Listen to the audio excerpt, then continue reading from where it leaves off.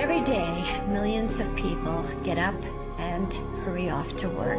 They put in their 8 hours, they pay their taxes, they trade on the market, they hold their business meetings, and they build their homes. They do all this amazing work while they are asleep. Asleep to what is actually going on. Asleep to the fact that their rights of freedom are slowly being taken away. As long as they have the freedom to shop, to buy things, to get that big TV screen and that new car or go to a hockey game, they don't seem to be too concerned. In the last 7 years since the events of 9/11, it's easy to see that the world has changed. When someone starts to make public announcements about the truth, the media is quick to label them as lunatics, conspiracy theorists, and even a terrorist. It feels to many like we live in a police state. He falls and he stays it again.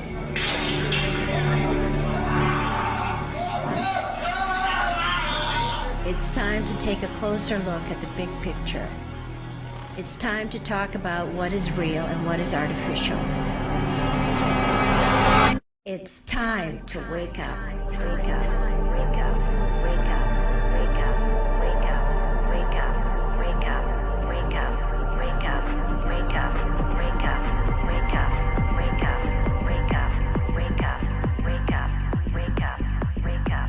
I discovered the deception of the capitalized name and the Admiralty jurisdiction through my birth certificate. And the reason why my birth certificate was so important is because that's when the theft took place by the bankers. The government decided to enslave us as collateral for the bankers with the birth certificate. As soon as you are born, the birth certificate is altered. What they did with the name was they changed the uppercase, lowercase to capitalize on it. That capitalized version then became the slave. It became the collateral to pay for the interest to the bankers.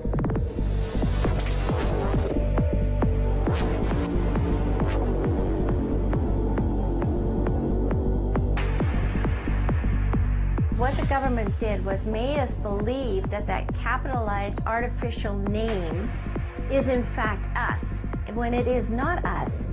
It is a corporate entity. It's a capitalized version that they need in order to work with. It's total deception. It's deception of the highest degree.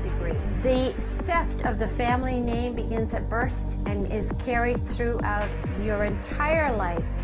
You are a tax slave from birth until death.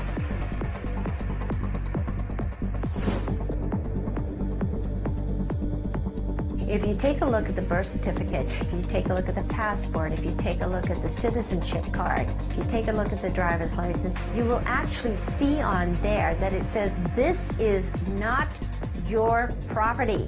It belongs to the government of Canada. Total deception.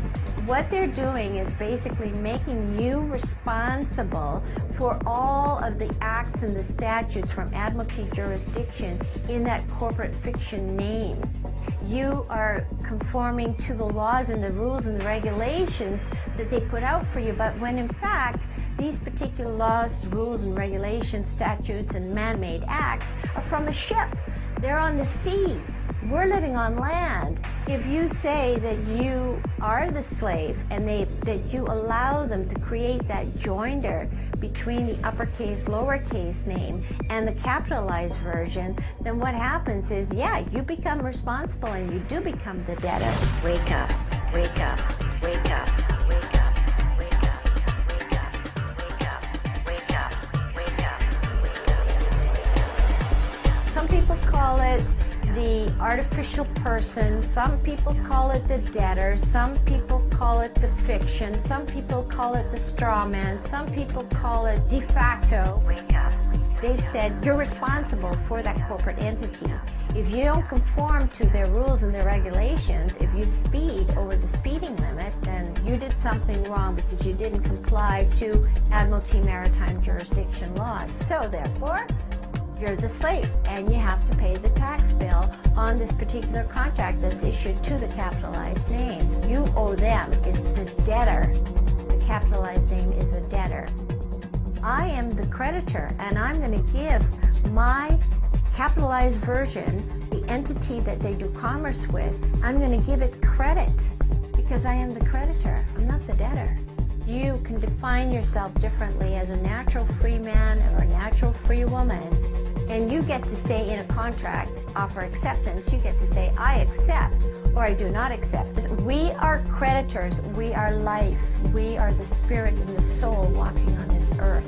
And it's time that we effect a change in a positive way for the future of our children. We have a right to live in our own homes. We have a right to be free and to talk as we want to talk. We have a right to free travel. It is us that the government needs to listen to, and they need to stop listening to the bankers and the gangsters, and we need to find some peace. We should operate from a higher dimension, and that higher dimension is called love. It's called light. Where are you from, Irene? I'm from the light.